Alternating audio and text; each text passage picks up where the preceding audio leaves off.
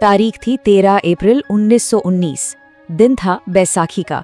सोचिए, पंजाब में चारों तरफ जश्न का माहौल, फसलों का त्योहार, लोग खुशियां मना रहे थे। लेकिन इसी दिन, इसी जश्न के बीच एक ऐसी घटना घटी जिसने खुशियों को मातम में बदल दिया। एक नरसंहार।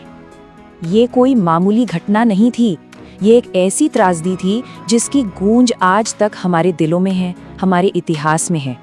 तो चलिए आज इस पूरी कहानी को परत दर परत समझते हैं कि आखिर उस दिन ऐसा क्या और क्यों हुआ। तो सवाल ये उठता है कि इतनी बड़ी घटना की जमीन तैयार कैसे हुई? आखिर वो कौन सी चिंगारी थी जिसने इस आग को भड़काया? इसकी जड़ें हमें मिलती हैं एक काले कानून की परछाई में, जिसने पूरे देश में कह सकते हैं एक बेचैनी का माहौल बना दिया था। ये काला कानून था रॉलेट एक्ट, जो 1919 में आया। अब सोचिए, ये कानून ब्रिटिश सरकार को इतनी ताकत दे देता था कि वो किसी भी हिंदुस्तानी को, किसी को भी बिना कोई मुकदमा चलाए, बिना किसी सबूत के सीधा जेल में डाल सकते थे। मतलब आपके खिलाफ कोई केस नहीं, कोई सुनवाई नहीं, कोई सबूत नहीं, और फिर भी आपको जेल हो सकती थी। इसी वजह से तो लोगों ने इसे ब्लैक एक्ट या काला कानून का नाम दिया। ये तो सीधे सीधे किसी के भी बुनियादी अधिकारों का गला घोटने जैसा था। तो जाहिर है इसका नतीजा क्या हुआ? पूरे देश में गुस्सा फूट पड़ा, जगह जगह हड़तालें हुई, विरोध प्रदर्शन हुए, और इस गुस्से की जो सबसे तेज आग थी वो पंजाब में जल रही थी। और अब कहानी का फोकस पंजाब के खास शहर पर आ जाता है, अमृतसर। यहाँ पर तनाव मतलब हवा में ही महसूस किया जा सकता था। हालात बस बिगड़ते ही जा रहे थे। अब देखिए हालात कैसे एक के बाद एक बिगड़े। 10 अप्रैल 1919 उस दिन दो बड़े लीडर्स डॉक्टर सत्यपाल और डॉक्टर किचलू को अरेस्ट कर लिया गया। लोग शांति से इसका विरोध कर रहे थे, एक रैली निकाल रहे थे, और उस पर सैनिकों ने गोलियां चला दी। कई जाने गई, मतलब शहर तो जैसे एक बारूद के ढेर पर ही बैठा था।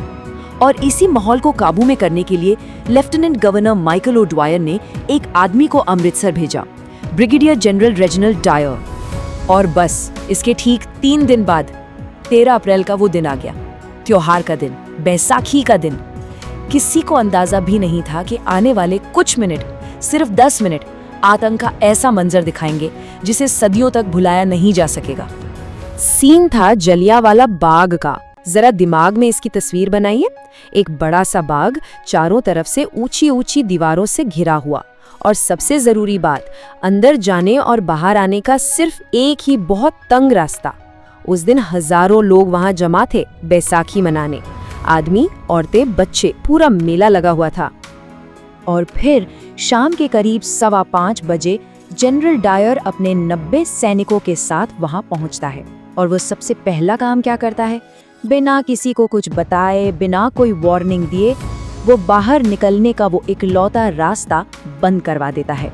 अंदर फंसे निहत्थे लोगों को कोई अंदाजा नहीं था कि क्या होने वाला है। और फिर डायर ने बस एक शब्द का हुक्म दिया, फायर। पूरे 10 मिनट तक बिना रुके गोलियों की बौछार होती रही। कुल मिलाकर 1650 राउंड गोलियां चलाई गईं। सोचिए, 1650 गोलियां निहत्थे लोगों पर। अब जब बात आंकड़ों की आती है तो यहाँ भी एक बहुत बड़ा फर्क देखने को मिलता है। ब्रिटिश सरकार ने अपने रिकॉर्ड में कहा कि 379 लोग मारे गए और 1200 घायल हुए, लेकिन जो भारतीय अनुमान थे वो कहीं ज्यादा थे।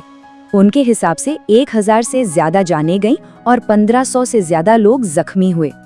और सबसे ज्यादा दहला देने वाली बात पता है क्या है?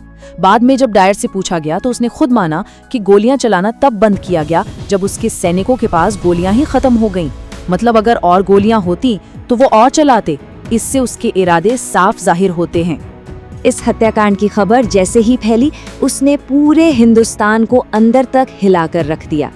ये सिर्फ एक शहर की त्रासदी नहीं थी, ये वो चिंगारी थी जिसने एक सोए हुए राष्ट्र को जगा दिया और एक बड़े विद्रोह की आग भड़का दी। इसका एक बहुत बड़ा उदाहरण थे गुरुदेव रविंद्रनाथ टैगोर। उन्हें ब्रिटिश सरकार से नाइटहुड का सम्मान मिला था।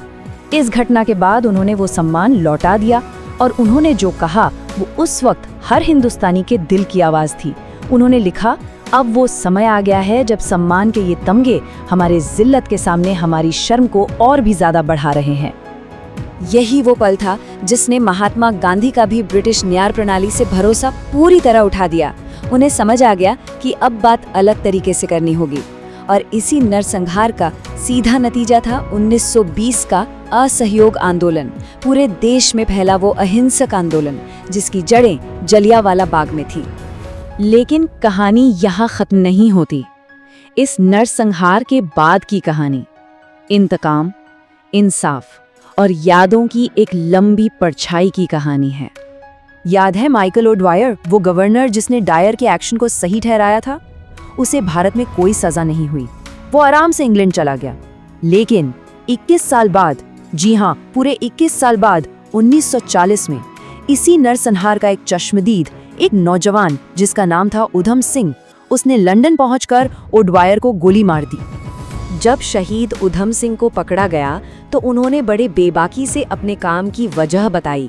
उनके शब्द थे, मैं यहाँ 1919 में मारे गए उन बेगुनाहों का बदला लेने आया हूँ। ये पूरी कहानी, ये बलिदान, ये इंतजार हमें एक बहुत गहरे सवाल पर लाकर खड़ा कर देता है। आखिर आज़ादी की असली कीमत क्या होती है? शायद उस कीमत का कोई हिसाब नहीं, लेकिन 13 अप्रैल 1919 को जो खून बहा था, वो यकीनन उस कीमत का एक बहुत बड़ा हिस्सा था। उन शहीदों को याद रखना, यही हमारी जिम्मेदारी है। इतिहास का असली रोमांच चाहिए तो लाइक दबाओ और सस्पेंस टीवी को सब्सक्राइब कर डालो।